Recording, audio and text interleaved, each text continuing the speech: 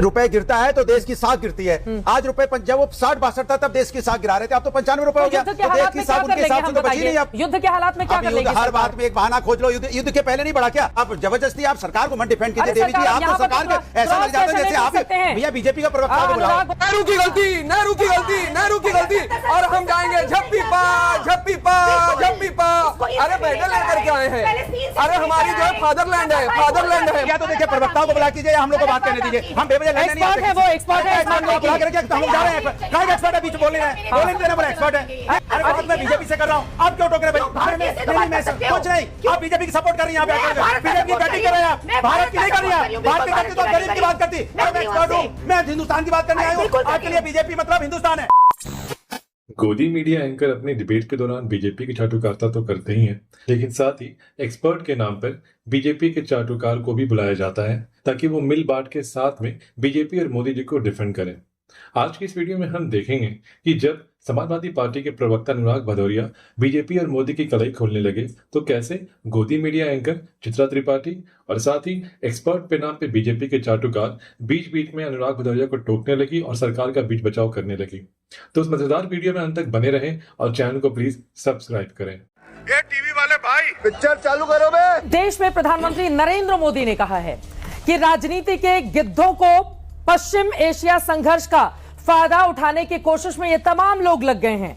लोगों में दहशत फैलाकर सियासी लाभ लेना चाहती हैं राजनीतिक पार्टियां। अनुराग भदौरिया। सवाल उठता है कि मैं तो प्रधानमंत्री जी से यही पूछूंगा कि भैया कॉमर्शियल सिलेंडर के 195 रुपए बढ़ गए, इस साल में 500 रुपए बढ़े हैं, इसकी जिम्मेदारी कौन लेगा? विपक्ष ने बढ़ा दिया, विपक्ष के गिद्धों ने बढ़ा दिया क्या? ये जो जनता को मुसीबत का सामना करना पड़ रहा है वो किसकी वजह से है? तो सवाल उठता है जब विपक्ष आपको कोई राय देता है, अपनी बात कहता है, तो उसमें आपको राजनीति दिखाई देती है। और भारतीय जनता पार्टी जो राजनीति करती है देश की जनता के साथ, ये चिंताजनक बात है।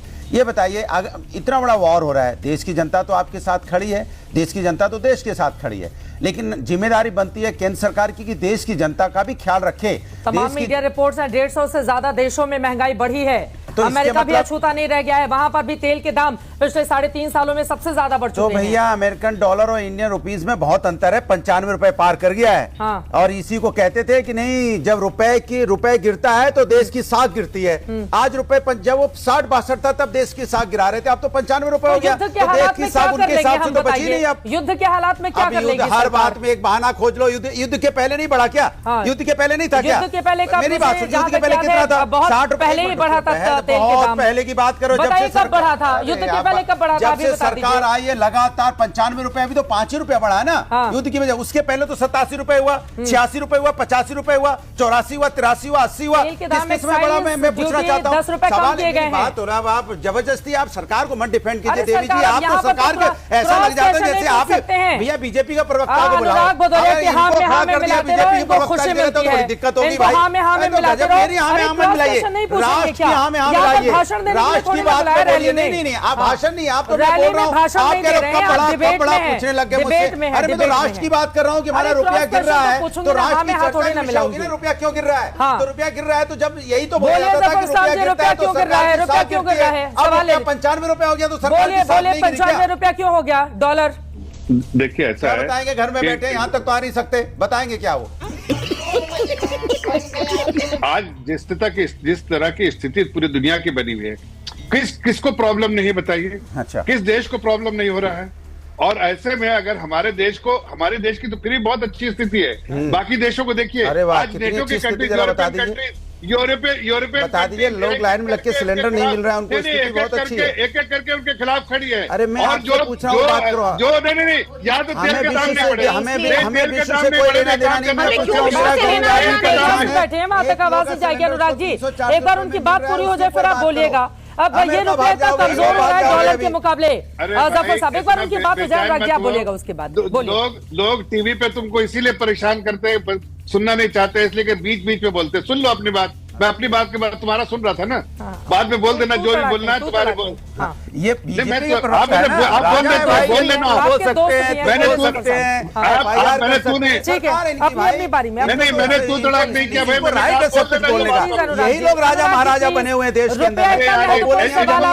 हर किसी को चली जाएगी नहीं बात। Please please Anurag ji, Anurag ji, Anurag ji, Anurag ji please. विपक्ष तो कुछ नहीं, कीड़ा मकोड़ा है, विपक्ष को क्या है, बात तो हो जाए, बोलोगे तो नोटिस भेज देंगे। बात तो हो जाए प्लीज।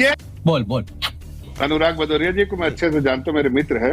जिस तरह की बातें ये करते रहते हैं, सिर्फ इनको लगता है कि टीवी में चमकेगा तो शायद फायदा होगा, तुम्हें कोई फायदा नहीं। चिंता ना करो प्रभु, देश की चिंता। अरे हमारी तो इसलिए तो चुप, देश की चिंता तो हो रही है, इसलिए तो देश आगे बढ़ रहा है। इतने मुश्किल के समय में भी तुमको घर में आराम से मिल रहा है, बिना पेट्रोल। फिर तुमको मिल रहा है, अभी आ गए तुम ताम पे। अभी कह रहे मैं तुम ताम करता नहीं हूँ, मैं आप कर रहा हूँ, आप तुम ताम पे उतर आए। यही तो दिक्कत है बीजेपी के साथ। आप इतने घमंड में हैं कि आप ना विपक्ष को कुछ समझते हो ना जनता को समझते हो। कीड़ा मकोड़ा समझते हैं, हम आपको समझते हैं। तुम ताम पे उतर आए, कमाल की बात करो। ये संस्कृति संस्कार है क्या भारतीय जनता पार्टी के, हर किसी को तुम ताम करना? तुम में संस्कार नाम का चीज है कि नहीं? सिलेंडर एक बड़ा मुद्दा है, आप लोगों को नहीं समझा पा रहे ना जफर साहब कि लाइन में मत लगिए, जमाखोरी कालाबाजारी को कहां रोक पा रही है सरकार? ये ऑपोजिशन का कहीं ना कहीं एजेंडा है कि लोगों को गुमराह करे। जब बार बार देश की सरकार कह रही है तो देश की सरकार को सुनिए कि भाई आप लाइन में मत लगिए, आपके घर तक सिलेंडर पहुंचेगा, पहुंच रहा है। लेकिन कुछ लोग ऐसे हैं जो लोगों को गुमराह करना चाहते हैं, चाहे राहुल गांधी हो, चाहे समाजवादी पार्टी हो, चाहे आरजेडी हो। जफर भाई मेरा एक सवाल है, आप बताइए, भारत के अंदर तो हम तो एबीपी न्यूज देखते हैं, शायद आप नहीं देखते हैं क्योंकि एबीपी न्यूज के ऊपर और तमाम चैनलों पे दिखाया गया कि लंबी लंबी कतारें लगी हुई हैं पेट्रोल पंप के ऊपर, गैस के लिए लगी हुई। लेकिन विदेशों में भी इसका असर आप कह रहे हैं, लेकिन विदेशों में कोई ऐसे विजुअल्स आए नहीं। यूरोप के अंदर के लाइनें लगी हुई हैं, पेट्रोल के लिए लाइनें लगी हुई है, पेट्रोल पंप पे लाइनें लगी हुई है। आप बताइए कहाँ लगी हुई है? आप पर कैपिटा आए बांग्लादेश, सुनिए बांग्लादेश, माने बांग्लादेश चले गए, श्रीलंका हमारा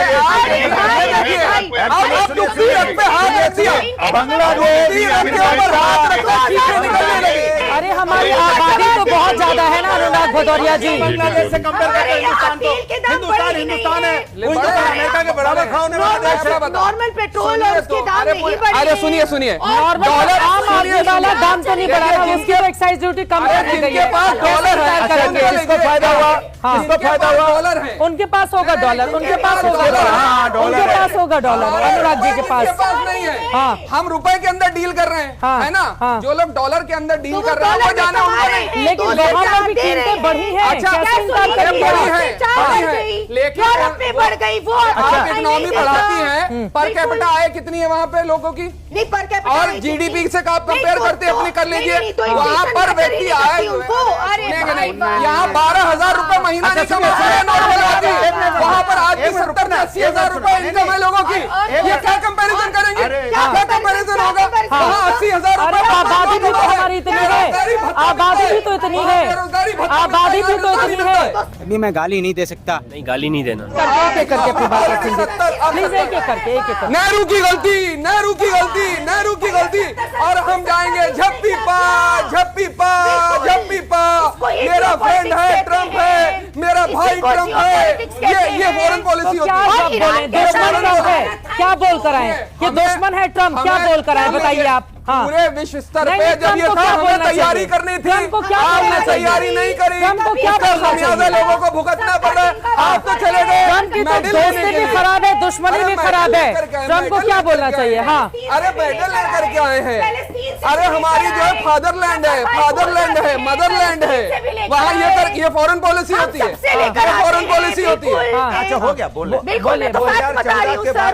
अरे या तो आप बोलो फिर मैं बोलिए। बता रही थी।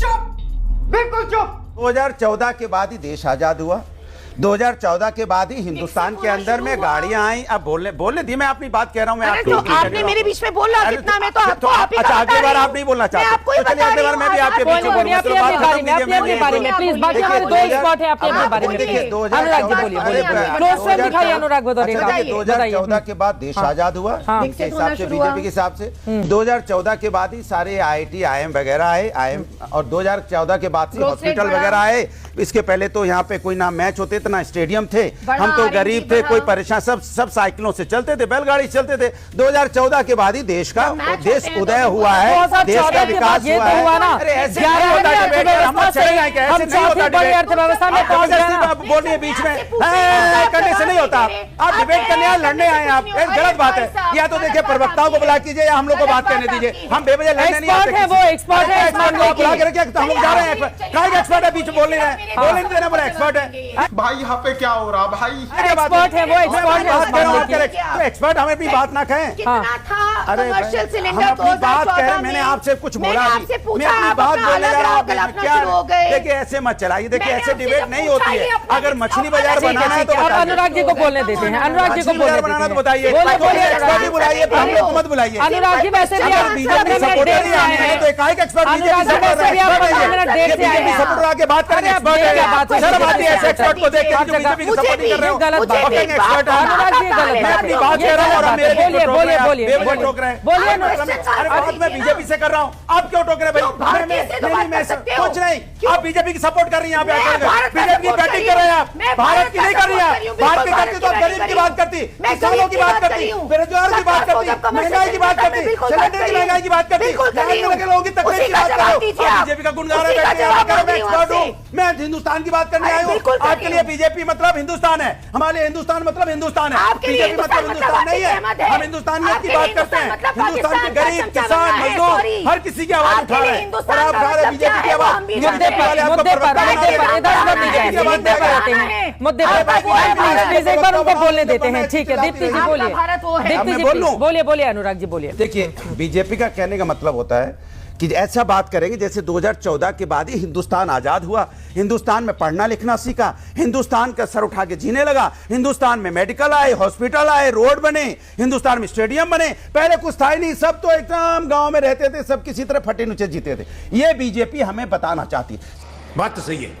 सर विपक्ष को क्या करना चाहिए सर इस देश में? जनता की आवाज नहीं उठाए, अगर परेशान हो सर तो एक बार देखो, मैं नहीं बोल रहा, सर विपक्ष की जिम्मेदारी लोकतंत्र में क्या होती है कि अगर जनता परेशान है तो हम आवाज उठाएं कि नहीं उठाएं? इतने विज्ञ हैं। अच्छा बताइए विपक्ष हमें कैसे आप बताइए, मैं आप दोनों से पूछूं सर विपक्ष को क्या करना चाहिए? चुपचाप बैठना चाहिए? अगर जनता परेशान है तो उसके हम आवाज ना उठाएं जो संविधान ने हमें अधिकार दिया है? आप बताइए, हम कुछ न कहें सरकार के हमें हामिल हैं। विपक्ष जब कोई समस्या की आवाज उठाता है तो ये लोग हमको कहते हैं नहीं विपक्ष तो राजनीति कर रहा है। क्या विपक्ष सर ना बोले कि गैस के सिलेंडर के दाम बढ़े? विपक्ष ना बोले कोई अगर सरकार में गलत चीज हो रही है तो क्या विपक्ष चुपचाप बैठ जाए? सर आप बताइए सर विपक्ष का क्या तरीका है जनाब?